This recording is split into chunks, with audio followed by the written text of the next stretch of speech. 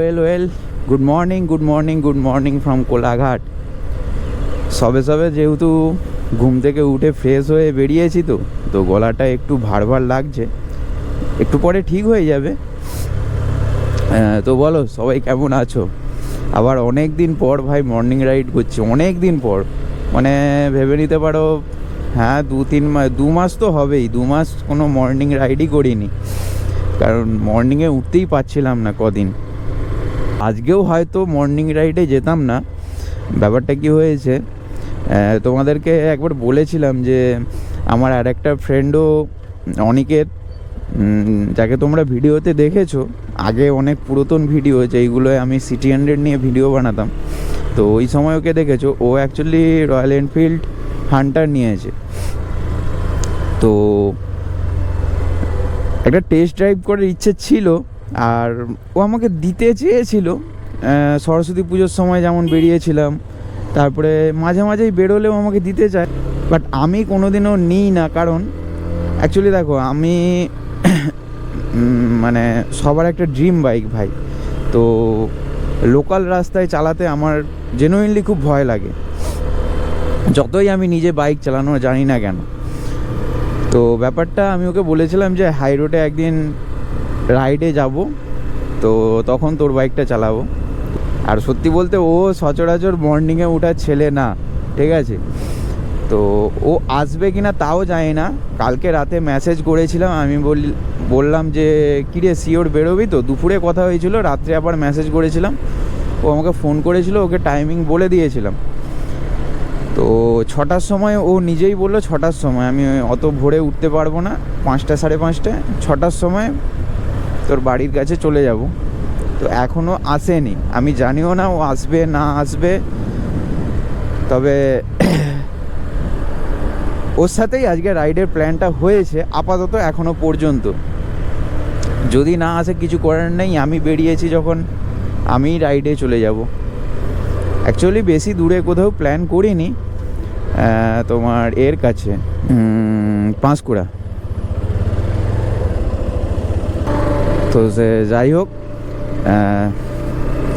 একটু এগিয়ে গিয়ে একটা চা দোকান আছে, ওইখানে চা খাবো। চাটা খেতে খেতে ওকে ফোন করব, যদি এলো তো ভালো, না এলো আমাকে একাই যেতে হবে। আর ওর বাইকটাও টেস্ট ড্রাইভ একটা করা হবে না। ওকে আমি অনেক করে কনভিন্স করিয়েছি যে ভাই তোকে ভোরে উঠতেই হবে। আমারও একটু ইচ্ছে হয় আর কি, বন্ধুদের মধ্যে কেউ বাইক কিনলে একটু চালাই, ঠিক আছে? তো একটু লংয়ে রাইড করি, ছোটোখাটো টেস্ট ড্রাইভ নিয়ে কোনো মজা নেই, লংয়ে একটা রাইড করে মজা আছে। তো সেহেতু আপাতত দাঁড়িয়ে একটা দোকানে চা খাই, চা খেতে খেতে ওকে ফোন করি, কি বলে দেখি। তাহলে ওই যে বললাম আমাকে একাই বেরোতে হবে, কিছু করার নেই। এই তো দাদুর দোকান।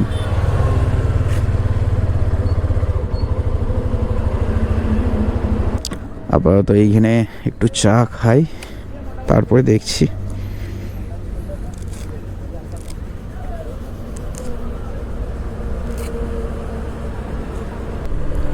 সো চলো বেরোই, কারণ অনিকেতকে ফোন করলাম কিন্তু ও ফোনটা রিসিভ করছে না।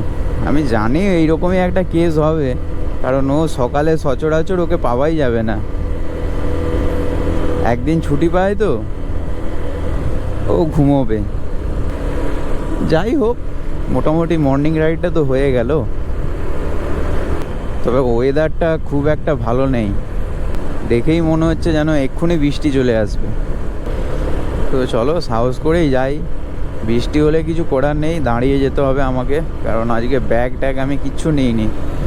যখন বেরোই মোটামুটি ওয়েদারটা ঠিক ছিল, এতটা খারাপ ছিল না, মোটামুটি হালকা রোদ বেরিয়েছিল, বাট বেলা বাড়তেই দেখলাম পুরো আকাশটা অন্ধকার হয়ে গেল।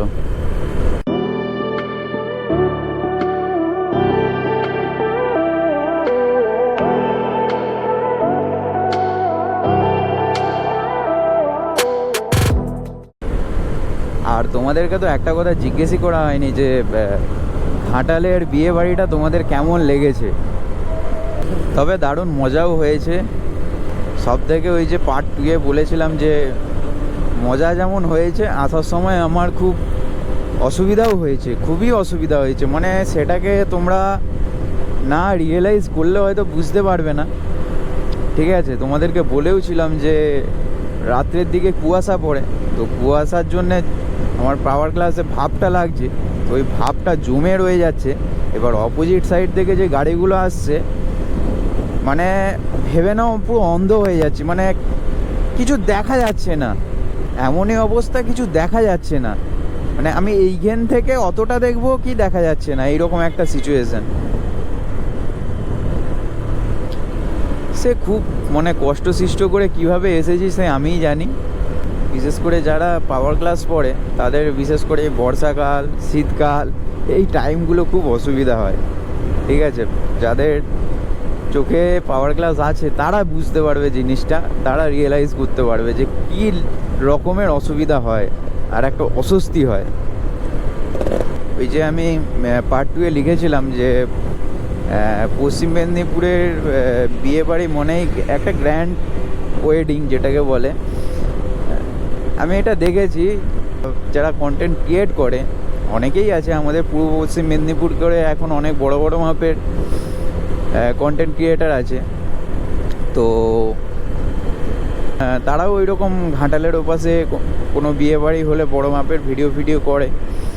আমি দেখেছি এটা পশ্চিম মেদিনীপুরের বিয়েবাড়ি মনে ভাই একটা আলাদা রকমের, মানে সে চোখে লাগার মতো, যেটাকে একদম সোজা কথায় বলে চোখে লাগার মতো খরচা করে ভাই, মানতে হবে।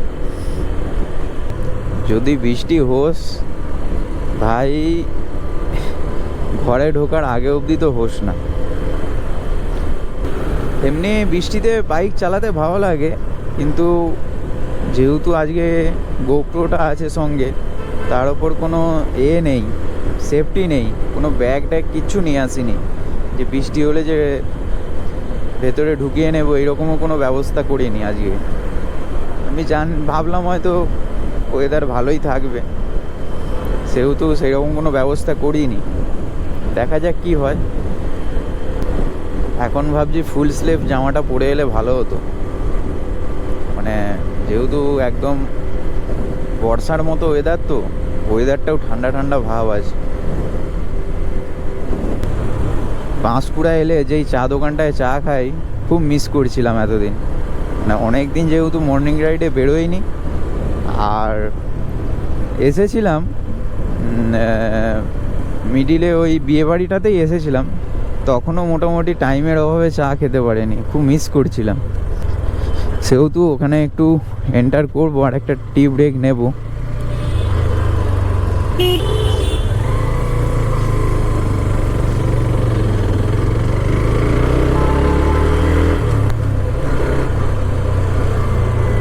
আচ্ছা, এই রয়্যাল এনফিল্ড শোরুমটা নতুন ওপেন হয়েছে। এতদিন ওই জন্যে অনেক, মানে যারা ফেসবুকে কন্টেন্ট ক্রিয়েট করে দেখছিলাম, আমি ভাবছিলাম যে কোথায় হয়েছে, এই জায়গাটাতে হয়েছে।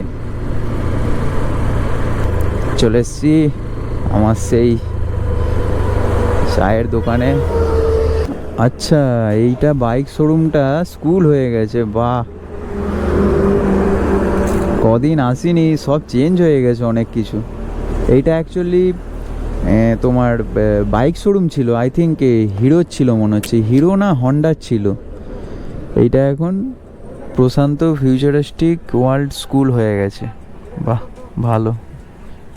বাইরে থেকেও পুরো চেঞ্জ করে দিয়েছে অনেকটা। যাই হোক, চলো একটা টি ব্রেক নেই, তারপরে আবার আসছি। সো চলো এবারে বাড়ির দিকে যাই। ওখানে একটা টি ব্রেক নিলাম, আর অনেক দিন নন্দীর ফটোশ্যুট করা হয়নি, সেহেতু ওখানে কয়েকটা ছবি তুললাম নন্দীর। এই দেখো সেই এরোপ্লেন রেস্টুরেন্টটা। তোমাদেরকে একটা কথা বলে দিই, হয়তো এতদিনে সবাই জেনে গেছো, তবুও বলে দিই, এই রেস্টুরেন্টটা কিন্তু সারাদিনই বন্ধ থাকে, সন্ধ্যে 6টার পরে খোলে। সূর্যের আভাটা দেখো কি সুন্দর, মেঘের আড়াল থেকে বিচ্ছুরিত হচ্ছে, দেখো কতটা কি বুঝতে পারছো আমি জানি না, বাইক চালাতে চালাতে যতটা দেখাতে পারছি। যাই হোক যাক, বৃষ্টিটা হলো না, বাট খুব ঝোড়ো হাওয়া দিচ্ছে। তো এবার বাড়ির দিকে যাচ্ছি, আর কোথাও যাব না। আর তোমাদের যদি এই ভিডিওটা ভালো লাগে তো অবশ্যই একটা লাইক করে একটা কমেন্ট দিয়ে আমাকে অ্যাপ্রিসিয়েট করবে। আর তোমাদের যদি মোটো ব্লগ ভালো লাগে, আমার ভিডিও ভালো লাগে, তাহলে আমার চ্যানেলটাকে সাবস্ক্রাইব করে বেল আইকনটা অল করে দেবে। দেখা হচ্ছে নেক্সট ভিডিওতে। সবাই ভালো থাকবে, সুস্থ থাকবে, টাটা, গুড বাই। আর একটা কথা বলে দিই, আমার 100 সাবস্ক্রাইবার হতে আর কয়েকটা মাত্র সাবস্ক্রাইবার বাকি আছে। তো তোমাদের কাছে একটাই রিকোয়েস্ট, যাতে আমাকে তাড়াতাড়ি আমার এম পূরণ করতে তোমরা সাহায্য করো, ঠিক আছে? এটাই বলা ছিল। তো চলো আজকে এখানেই শেষ করছি।